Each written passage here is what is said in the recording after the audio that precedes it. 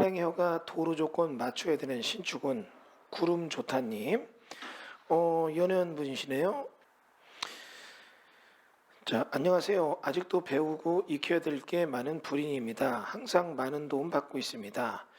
연예인 강의를 복습 중 개발행위허가 관련 22년 1월 11일 1교시 중 평택시 조례 중 개발행위 편에 관한 도로 관련 사항입니다. 그래서 개발행위 쭉 허가 기준 나올 때 3번에 다음 어느 하나에 해당하는 경우에는 2호에 도로 확보 기준을 적용하지 아니할 수 있다. 그러니까 이거죠. 개발행위 허가 기준은 조례예요. 조례다 보니까 자기들 지역 정황에 맞게 쭉 얘기하는데 일정한 면적 등을 개발할 땐 도로를 확보해야 되는데 일정 조건엔 도로 확보 안 되고도 예외 조문이 있는 걸 갖고 질문 들어온 것 같아요. 부지 확장 없이 기존 대지 안에 건축물을 증축, 개축, 재축하는 경우는 도로 확보 없이 할 수 있다. 그래서 제가 강의 중에 그런 얘기하죠. 기존에 있는 건물 등을 칠 때는 이거는 뭐 증축이 되는데, 그럼 나도 이렇게 하겠다. 그럼 너는 여기다 칠 때는 신축이니까 도로 확장해야 돼. 그러면 그 도로 사이즈에 맞춰서 개발을 줄이든가 아니면 도로 확장하든가. 근데 옆집은 저렇게 큰 거 줬는데요. 쟤는 최근에도 공사했는데요. 원래 기준 2층까지 있던 걸 3층까지 올린 거야. 그건 증축이니까 되는 거죠. 자, 그런 얘기가 있는데 이런 내용에 따라 평택시 도시계획조례 4조 20방 3항 3호에 따라 다목에 따라 기존 대지에 신축하는 경우에는 개발행위허가 도로 조건에 맞아야 되는 해석이 되었는데요. 개발행위허가 대상은 지목이 돼. 기존 대지 신축할 때는 개발행위 도로 조건에 맞아야 되는데 개발행위가 대상은 지목이 돼 공장용지, 학교용지, 주차장, 주유소용지, 창고용지인 대지의 경우는 제외가 된다고 알고 있는데요. 그렇다면 기존 대지의 제지를 개발행위가 대상이 아닌 지목으로 상기 6개의 지목을 제외한 나머지 거로 해석해야 될까요? 여러분 이건 간단합니다. 개발행위가 대상은 지목이 돼 공장용지, 학교용지, 주차장, 주유소용지, 창고용지인 대지의 경우는 제외가 된다. 그럼 이게 조례에 그게 있다면 이건 제외시켜 놓고 이쪽으로 넘어오는 거예요. 그러니까 무슨 얘기냐면 이거는 도시계획조례를 본인이 읽고 판단해야 되는 거죠. 그러니까 이런 겁니다. 기존 개발이 토지용질병이 끝나서 건물을 지어졌는데 그 지어진 건물이 밑에 있는 28개의 지목 중에 그 건물 때문에 얘들이 지목 부여받는 게 대, 공장용지, 학교용지, 주차장, 주유소용지, 창고용지가 딱 됐다.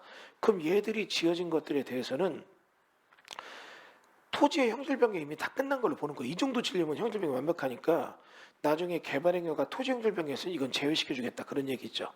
그럼 그걸 제외시킨 나머지 지목 중에서는 신축에 대해서는 이걸 따지는 거고 증축에 대해서는 어떻게 해요? 안 따진다. 이런 얘기거든요.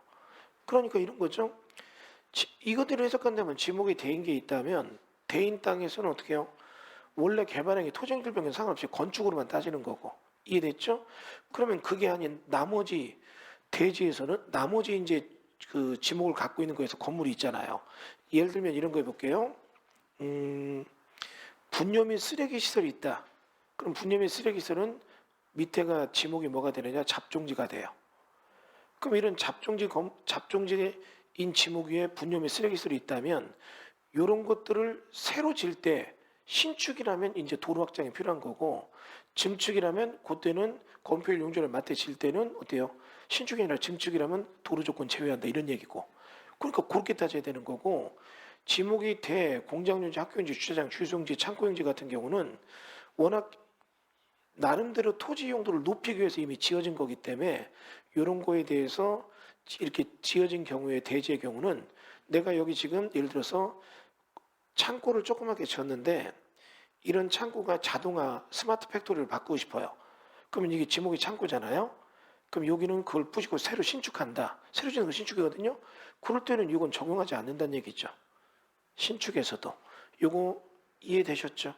그래서 이렇게 얘기를 보셔야 되고 네캉니카님 오래간만에 이제 댓글 쓰였네요. 요즘 좀 안 나타나시던데 덤으로 조례까지 찾아봤습니다. 조례 조항을 따라가며 찾지를 못해 지자체 찾는까지 문의해서 찾는 걸 익혔습니다. 교수님 강의만 듣고 그냥 그러려니 했는데 직접 찾아보니 이것도 상당히 느껴집니다. 몸이 기억할 때까지 학습이 필요할 것 같습니다. 몸이 기억할 때쯤이면 몸이 병나요. 기억하지 말고 몸이 자동적으로 찾을 수 있는 습관 그것만 드리면 돼요. 그래서 이런 거 볼 때 안 찾아보잖아요. 그냥 딱 질문 내에서 논리대로 설명드리는 거니까.